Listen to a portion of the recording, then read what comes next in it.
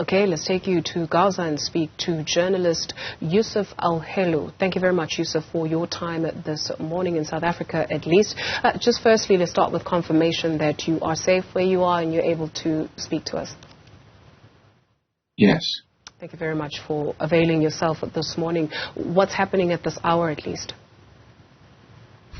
So the Israeli occupation forces, they threatened, allowed the hospital and the Al-Quds hospital to evacuate, and the Red Cross, they warned of an imminent attack on those hospitals. The bombardment continued for the 7th day in a row. People are still panicking, and the threat that was made yesterday by the Israeli army for the people of Gaza to leave the north part of the city and go towards the south. People are still migrating. International staff are moving towards the south. There is an anticipation of the reopening of the Rafah border crossing to allow stranded international staff and those Palestinians with dual citizenship. There is still lack of electricity, drinking water, shortage of supplies. The disruption of the internet service, it's not easy, it's not straightforward to make contacts with those abroad, including with international media outlets. You mentioned the people that have been advised to move from the north to the south of Gaza. We understand it's some 1.1 million people. Are you able to confirm that for us? Yes, that's correct. But not all people heeded the call and agreed to leave. Vast number of people in those areas, they remained inside their homes, especially after one of the civilian convoys was struck yesterday as they made their way to the south on Salah ad-Din Street. And as a result of this barbaric, cruel attack on the convoy, 75 Palestinians, including many children, have been killed, and in addition to 200 others injured. So you're talking about maybe around 500,000 people. They left their homes, and the rest are still inside their homes. They say, we are not going to become refugees again. We would rather die in our houses and not become refugees in Egypt or somewhere else. You mentioned a lack of electricity. Help us understand where Gaza gets its electricity from, because some reports are suggesting that hospitals are at almost breaking point, and some people have no diesel, even hospitals running out of diesel. And so where does Gaza get its electricity supply from? There are three sources of electricity for Gaza. From Israel, which provides a percentage, I believe maybe around 50%, and about 30 to 40% is generated inside Gaza. There is a power plant, and the power plant needs daily industrial diesel in order to be able to produce this amount, and about 10 or 15% comes from the Egyptian side. So you're talking about maybe half of Gaza's needs is produced either internally and from Egypt, and the rest comes from the Israeli side. You understand that Israel has cut off the electricity supply? Yes, so that's why Gaza is still generating electricity internally from the Gaza power plant, but they warn of imminent shortage and run out of diesel. Egypt supplies a quantity of electricity. We understand that, according to reports as well, that white phosphorus has been used in Gaza, allegedly. Is this something that you're able to confirm for us? Yes, it was used a few times during this offensive on Gaza, and especially in the northern part. And if you see the images from Gaza, on the Gaza seaport, white phosphorus bombs, which are internationally prohibited, they have been used. The first time they were used was in the year 2008, and I was reporting live. And those bombs, they cause severe wounds straight to the bone. And because they're talking about incendiary bombs that cause burns and cause white smoke and suffocates people. We ran a story about a group of journalists that came under fire. Some were wounded quite seriously, and one has since lost his life from Reuters. What should this tell us, that even journalists are not barred from the line of fire? That unfortunate incident happened in the southern part of Lebanon, not in Gaza, although 6 Palestinian journalists have been injured, in addition to 3 others killed. But that particular incident that you are referring to happened yesterday or last evening in South Lebanon. Well, journalists are working in a very dangerous circumstances, and Israel knows red lines. So it's not surprising, because many Palestinians, journalists, paramedics killed by Israeli army. What is in the south of Gaza? Why are people being advised to move from the north to the south? We don't know. There is no safe place in Gaza. Maybe the Israelis are squeezing people towards the south so that people break into the Egyptian side, and the Egyptian side has sent reinforcement along the border, and they installed concrete walls blocking the gate to the Rafah border crossing. So I think it's a way to scare people. Maybe it's the first phase of the invasion. They want to slice Gaza into 3 parts, the north, middle, and south.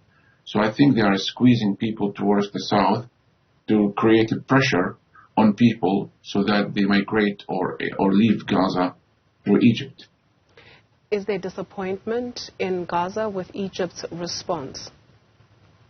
Absolutely. People are dismayed. People are frustrated.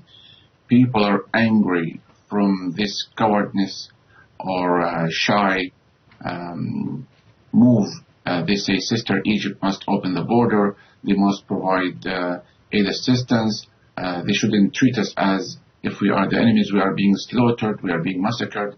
So how on earth that you are blocking this only gate, which is the only access point for the people of Gaza to the outside world? They are not only angry and frustrated from the Egyptian stance. They are angry from Jordan, the second country that struck peace deal with Israel after Egypt in the 70s. And also they are angry, frustrated from the rest of the Arab world, from the rest of the Islamic world, from the rest of the international community. They are left alone to face this cruelty. It's not acceptable that people are being crushed by Israel's military might. They are being punished for something that they didn't commit last Saturday. And they are waiting for any brave leader or any miracle that happens to them so that they are being saved. They share messages saying that, please forgive us, this could be the last day or the last night. Where is the international freedom-loving people, the conscious people? Why this is happening in front of the international community eyes, and we are being killed, maimed, massacred? We don't know. What is something happening to the humanity? Yousef, there are some pundits who have suggested that Hamas is a terrorist group. Help us understand, from the people in Gaza, how do they perceive Hamas? Because in saying that, it is also suggested that there are people in Palestine, or rather, there are people in Gaza who want to be freed from Hamas. Is that the sentiment where you are? Well, let's just make it clear that Hamas are Palestinian people. I'm not here to defend them. I'm not a member of Hamas. I don't support them. But Hamas is part of the Palestinian people. They were elected democratically in the year 2006, and the international community decided to boycott those fair elections and impose a crippling siege, which is still ongoing until this moment for the past 17 years. So when Hamas decided to take over Gaza by force because the international community boycotted them, they have been in charge of Gaza. And as a result, Israel declared Gaza as a hostile entity because Hamas believes in the armed struggle to liberate Palestine. But also, let's not forget that the peace process is not working. For over 30 years of peace process between Israel and the Palestinian Authority, or the PLO, did not lead to any peaceful settlement, did not lead to a Palestinian state. So that's why people say If Israel is not interested to liberate our land through the peace process, then the armed struggle is a legitimate option. So Hamas has been adopting this stance. And people say, although there's some hardships and difficulties, people are opposing Hamas's policies for many reasons. But when Israel attacks civilians in Gaza, they are not going to turn against Hamas. They are going to turn against Israel, which claims to be the only democracy in the Middle East. And you see this democracy is attacking and slaughtering civilians in Gaza. So what I'm trying to say, you cannot punish the people of Gaza because Hamas has been ruling Gaza. If you are having a problem with Hamas, you have to deal with Hamas. And you have to leave and avoid hurting civilians in Gaza. The United States has sent reinforcement, or sending reinforcement to Israel in the form of weapons and warships, etc. And so has there been any assistance for Gaza in terms of the international community or any of the regional neighbors sending in reinforcement? No, this is a joke. No. I mean, Israel is allowed to arm itself. Israel is giving all the green lights in the world. Israel is a spoiled country. Israel is a country above the international law. Israel enjoys a culture of impunity. It's like a little baby supported by the whole world. Whereas Palestinians, who have been struggling for self-determination since 1967 and since even 1948, no one is saying anything about the needs of Palestinians to be a free nation. The Palestinian resistance in Gaza, led by Hamas, is a very basic resistance. But what they managed to do last Saturday took all of us by surprise. They've been working in silence for years and planned for this operation, and that operation caused massive embarrassment to Israel because the U.S. administration has been funneling millions and billions of dollars to the Israeli army, and they have been defeated in that only operation. Israel claimed or declared that day, Saturday, 7th of October, the blackest day in the history of Israel, because this shows that if you don't believe in your own cause, then this what happens to you. And if on the other side, when you see Palestinian resistance groups carrying primitive ways of resistance, and they managed to cause this blow, it was a slap in the face of the Israeli army, who didn't really expect this operation to take place. So there is no military support to the Palestinian people. Even there are some restrictions on the financial support that is coming to the Palestinian people in Gaza or even to the West Bank. And it seems that Ukraine is more important than the issue of Palestine. When Ukraine was subjected to Russian invasion, the whole world rushed to help Ukraine. And we are surprised from the stance of the Ukrainian president. I mean, you cannot really support an occupying power against people under occupation. It's like if he's supporting Russia against his own people. So there is an international hypocrisy here.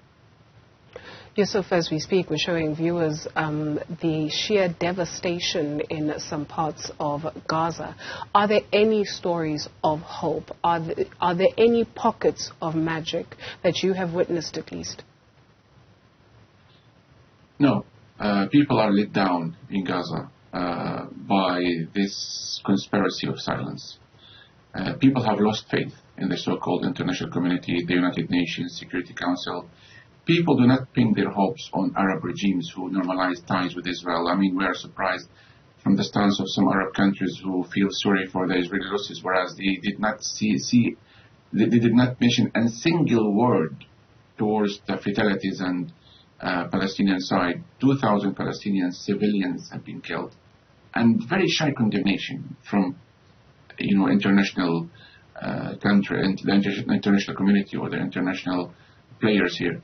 I mean, the hope is that maybe the freedom-loving people, peace-loving people, maybe people to take to the streets, and these demonstrations provide somehow, it raises the spirit of the Palestinian people.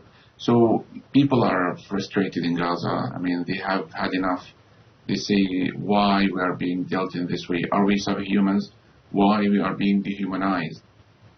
It's not acceptable that the world is standing and watching us being, massacred, killed, by Israel's different warplanes, F-16s, F-35, drones, tanks, gunboats, you name it. They say, I mean, why just doesn't Israel end this its aggression on Gaza and just nuke us? So what else can be done? We don't know. Yousef, we mentioned that electricity has been cut off to Gaza. Is there water? What are people eating? Where are people getting their supplies? What is happening to pregnant women? What is happening to children? So regarding the electricity, people came up with the idea a few years ago to generate electricity through the solar panels. So the electricity that you might see in many places around Gaza also is being generated through the green energy, solar panels, or also through generators, small generators, powered with petrol. So regarding the water, because there is no electricity, water pumps cannot work. And as a result, people are unable to fill their tanks. They don't have tap water, which is also, by the way, is not drinkable because due to the high level of salinity, because Israel blocks the entry of groundwater even before it reaches the aquifer of Gaza. Can you believe that? They just block the water reaching Gaza on the ground. They have a huge pumping stations absorbing water before it reaches Gaza. Look how, I mean, this policy of collective punishment, this policy of denial, this policy of denying people their basic right, their basic things, water. So people are struggling. They couldn't have a shower for 6-7 days. Some local desalination plants are still working, and people they don't mind to drink it even if it's contaminated. People with special needs are struggling. Pregnant women in the hospitals. There is lack of medical supplies. There is lack of everything. Imagine when you impose a blockade on top of the blockade that you have already been imposing since 2007 for 15 years, and then you say we're gonna stop this and that. I mean, what on earth is happening to the mentality of this, the only democracy in the Middle East? You cannot treat people under your occupation this way. You are obliged under international law to provide protection, to provide the basic needs and deal with them as people under your occupation. So the suffering continues, and we don't know what's going to happen. If they are invading Gaza, then this will cause more bloodshed, more destruction, more losses of life. We don't know if this madness will stop. People are making calls, please help us, but no one is helping. Journalist Yousef Alhelou, thank you very much for your contribution this morning. Stay safe.